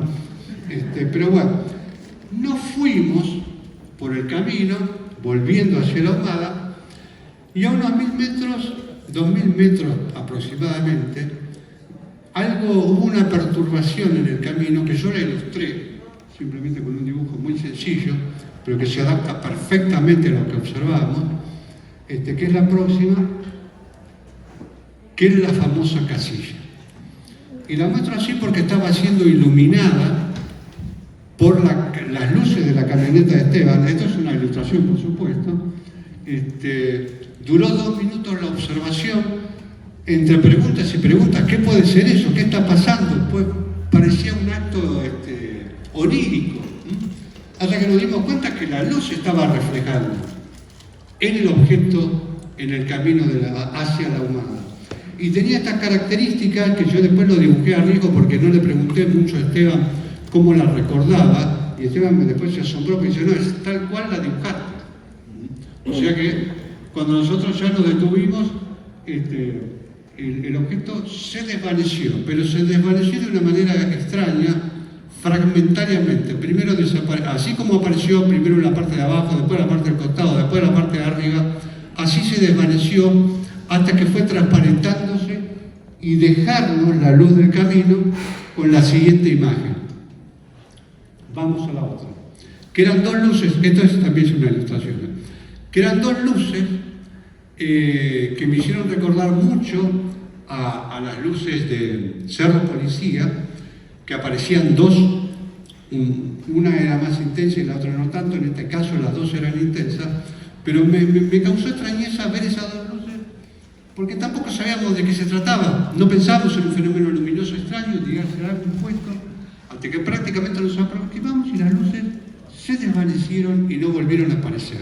Después a las cansadas aparecieron las luces de la humada, muchos kilómetros después, por supuesto, ¿no? Y nos quedó la intriga. Bueno, estábamos obviamente emocionados por haber visto la casilla. Yo creí que nunca iba a ver la casilla y sin embargo apareció. Vamos a la próxima. Y bueno, a la otra noche, que era martes, nos íbamos esto es Chosmalal, de La Pampa, a los 1000 y pico de metros está la piedra. Vamos a la siguiente fotografía.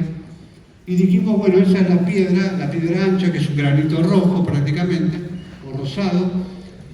Y nosotros sabemos por experiencia, porque el fenómeno te va enseñando, de que hay que mantener distancia. Nunca hay que acortar distancia con las luces, hay que dejar que las luces tomen su distancia, porque acercarse, como dicen los paisanos, hace que la luz se vaya o se apague. Y estuvimos ahí, presten atención a lo que voy a comentar a partir de ahora, porque mientras estábamos parados, todavía era de día, algunos paisanos se juntaron con nosotros y nos preguntaron, ¿qué hacen acá? ¿Qué están haciendo? Claro, estábamos en medio de la nada, ahí, al lado de la roca, y nos empezaron a contar, sí, ahí en la piedra esa que ustedes ven aparece, puede aparecer varios días, pero generalmente aparece los martes a las 10 de la noche, a veces aparece a las 9. Y lo que no hay que hacer nunca es esperar el tren en las vías. Siempre hay que tomar distancia prudencial, pero no por un peligro, sino porque parece una constante que reitera el fenómeno luminoso. No te acerques si no me acerco. Esto es importante saberlo, salvo que haya una persecución, como se han dado, el fenómeno se acerca mucho al vehículo. Bueno, pasaron las 8, las 9, las 10, las 11, y yo digo, mira, no va a aparecer. ¿Por qué no volvemos al lugar donde estuvimos observando la casilla? Volvamos ahí, a ver si tenemos más suerte. Bueno, nos fuimos de acá. Nos había contado una enfermera en ese mismo trayecto, acá, mientras observábamos, que vino a ver qué estábamos haciendo, y nos decía, mire, yo he visto por la 14, subiendo por la 27, la ruta de la Ahumada, que yo, dice, creí que era la Ahumada, pero me di cuenta que no, una serie de luces que parecían un pueblo, pero eran luces individuales fuertes, las vi por 2 minutos, y desapareció. Y quedamos con mi chofer, decía, que no sabíamos qué era. Bueno, entonces nosotros teníamos que hacer ese mismo exacto camino. Por casualidad o no, vamos a la próxima foto, esto también es en una ilustración, esta cosa apareció al costado del camino, en el mismo exacto lugar donde la enfermera nos había indicado. Parecía a propósito, que después del comentario de la enfermera nosotros viéramos exactamente en el mismo lugar lo mismo que describía la enfermera y que nos hiciéramos las mismas preguntas que se hizo la enfermera. No, esto no puede ser la Ahumada porque está muy a la izquierda. No, esto no puede ser la luz del pueblo porque a 40 kilómetros vos no ves una luz individual en un pueblo. Y esto estuvo ahí, lo vimos durante 2 minutos y cuando paramos, desapareció, se apagó. No pudimos sacarle una miserable foto. Y bueno, seguimos y las luces de la Ahumada aparecieron a los 30 kilómetros. O sea que uno no dice vi una nave extraterrestre, uno dice vi algo raro y se la pasa buscando alguna referencia para tratar de explicarlo por más de que no tenga explicación. Bueno, esto nos pasó, seguimos, pasamos por la Ahumada, fuimos a la ruta, ahí donde habíamos estado la noche anterior, vamos a la próxima. Y ahí parados aparecieron estas 2 luces, que eran idénticas a las que habíamos visto la noche que vimos la casilla, después que desapareció la casilla. Esto sí está tomado de la cámara nocturna. Se veían en fotografías, pero también se veían en la cámara nocturna. Estaban a una distancia que después, por las características de la foto, las luces y demás, estarían a unos 500 metros. A un costado del ancho de la ruta que tenía 20 metros, aproximadamente 17, 20 metros. Vamos a la siguiente fotografía y empezaron a aparecer luces en el camino. Estas son fotografías de la cámara. En total se contaron entre 20 y 21 luces. Ahí Franco Bailate, que está por ahí, hizo un análisis estupendo de las posiciones y los tamaños relativos de las luces según el ancho de la ruta. Aproximadamente tenían entre 70 y 71 centímetros y se habían alineado, no sabíamos si realmente en la misma línea, no teníamos datos de si estaba sobre el camino, en lo alto del camino o debajo, pero después en la foto nos dimos cuenta que estaba bien sobre el camino y que inclusive estaba para el lado nuestro porque había un horizonte más que nos separaba de cualquier posible confusión. Vamos a la otra fotografía. Lo que vamos a ver es la filmación resumida de 1 hora y media. Tomen en cuenta esto, 1 hora y media de aparición de luces de este proceso que fue extraordinario y lo tuvimos ahí. Vamos con el play. Ya estamos terminando. Van a ver todo el proceso, la aparición de las 2 luces. Les puedo asegurar que las 2 luces no tienen nada que ver con puestos que haya ahí porque los identificamos. No hay torres de alta tensión. Los fenómenos no responden a chispazos de una tierra piezoeléctrica, para aquellos que más entienden. Y el espectáculo fue contundente desde el punto de vista de la filmación y de las fotografías. Son 2 minutos y pico. Ese es el viento, obviamente. No quise pasarlo rápido. rápido para que se notaran algunos detalles, pero presten atención a cómo se comportan. Incluso en un momento alguna luz se eleva, otra se baja, hasta que empieza el espectáculo, que fue la mayor parte del tiempo que nosotros observamos este fenómeno.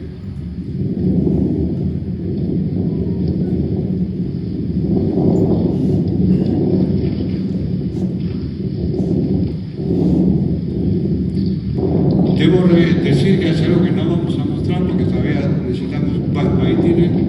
Ahora, ¿qué es las luces, ¿eh? ¿A qué distancia estará? Tengo miedo. Bueno, Le habían aparecido aparentes reflejos, pero eran luces que estaban debajo de las otras luces. Lo que nos hace sospechar que estaban a cierta altura, lo que nos pone más cerca de nosotros, o que bueno, estas luces pueden hacer cualquier cosa en cuanto a la observación, ¿no? Ven que tiene una considerable distancia las luces una sobre otra. Esta es una imagen extraordinaria porque demuestra que no hay reflejos de autos, de camionetas que vienen, sino que están todas posicionadas en un lugar más o menos constante durante 1 hora y media, y allí en el medio del desierto, de la Pampa, en la frontera con Mendoza, no hay manera de explicar esta conjunción, ni que se hayan alineado autos, camionetas, ni que haya una pista folclórica, y esto fue a partir de la 1:30 de la mañana hasta las 3 de la mañana, horario en que no se transita. ¿Ven? Hay un proceso. Hasta que en un momento no se va a escuchar mucho ahí. Esto no se resuelve, pueden estar ahí 20 horas. Vamos a buscar las luces. No termino de decir eso y va a pasar lo que ustedes ven. Se apagan. Se apagan. Y solo quedan esas 2 luces que nosotros llamamos a veces vigía, luces centinela, que son las que anteceden una observación de luces y las que quedan a lo último. Ahí ya se apagan, mira, se están apagando. Que Silvia justamente Igual cuando vio la imagen me contaba, sí, acá en Victoria hemos visto exactamente lo mismo. Y hablaba de las luces centinelas, que es la que va a aparecer en Cerro Policía, que es la que va a aparecer acá, que está apareciendo acá, y la que aparecieron después de la observación del fenómeno de la casilla. Así que todo esto guarda una relación, una constante, una línea que une unas experiencias con otras. Esas luces son significativas, no sabemos qué significan, pero seguramente la próxima vez que veamos esas 2 luces, enciendan todo porque hay que grabar. Bueno, las luces se fueron apagando hasta que todo desapareció, esperamos un ratito más y ya con las cámaras preparadas tomamos el camino. Digo, esta vez casilla sí, casilla no nos van a agarrar desprevenidos. Bueno, pero no vimos nada hasta que, bueno, llegamos a la Humada, ya para descansar, eran como las 4 de la mañana, nosotros imagínense para nosotros, investigadores de campo, la emoción que es ver esto que es extraordinario, que no tiene ninguna explicación. Pasamos a la próxima foto. Ahí van a ver que la cámara está captando las mismas luces, esto es en alta exposición, pero muestra grupos distintos a lo que se veía en la cámara nocturna, como si captara a las luces en otro movimiento. Y lo sorprendente de las luces, vamos a la próxima fotografía, que esto es un detalle, a la próxima. Que esto es un detalle que quiero remarcar, que le presten atención, que son 3 grupos de luces, pero son 3 grupos de luces idénticas, aunque tengan en algunos casos menos intensidad. Por ejemplo, la de este costado a la izquierda por abajo tiene una luz principal y 3 luces a la derecha, que son más débiles. En el fondo prácticamente parece darse lo mismo y en el costado parece darse exactamente lo mismo. Nada más que por el cambio de posición suponemos o que estaban a distintas distancias o estaban a diferentes alturas. Porque es demasiado coincidente que esta ha sido un chispazo de la Tierra por piezas que producen algún tipo de electricidad del suelo, ¿no?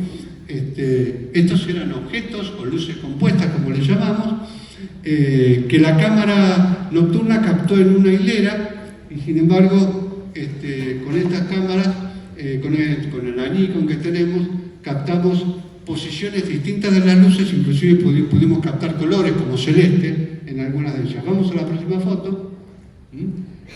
Esta la saqué con filtro por recomendación de la gente de Teodoranis, de Máximo Teodoranis, un filtro espectrográfico, donde se ve perfectamente el grupo de luces y una marcación.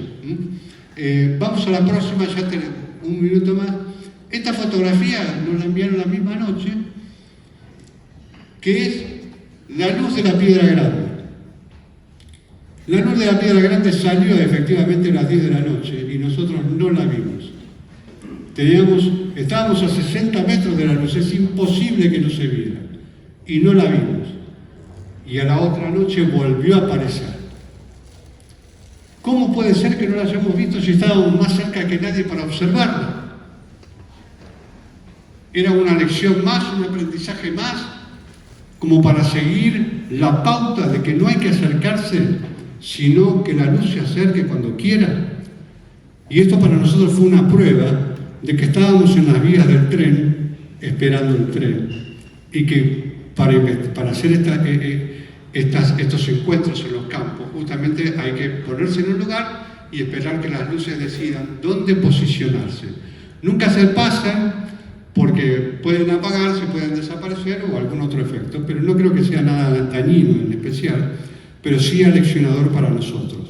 Y esa fue una lección para nosotros. Estábamos ahí nomás, como a la entrada del teatro de esa piedra, y esa luz que suele tener 50, 60 centímetros, estuvo ahí como 2 horas y nosotros no la vimos. Pasamos por el lado y no la vimos. Si acá no hay un juego físico y perceptivo, ¿qué es entonces? Esto es la voluntad de la inteligencia. Vamos a la próxima, que bueno, que este es una ampliación del objeto, que parece alargado, y tiene una connotación celeste, como ellos la ven. Vamos a la próxima. Y todo esto mientras estábamos observando luces en el otro punto de la Ahumada, ahí en la frontera con Mendoza. Fíjense que están las luces centinelas, pero en ese momento estaban todas las luces, y sin embargo la cámara captó solo esas 2 luces. ¿Por qué? No me lo pregunten, pero es una demostración de que puede, no sé, mostrarse en un instrumento de una forma y en otro instrumento de otra. Y esto es poder sobre el espacio físico. ¿Pasa? Felicitaciones, chicos. Esteban Ligeri, Andrés Segovia, Daniel López. Disculpen porque nos retrasé mucho, porque me entendí mucho, sobre todo a Diego Colar, perdón. Pero quería darles este mensaje, esta experiencia, porque lo hice para ustedes. Lo hicimos para ustedes. Muchas gracias.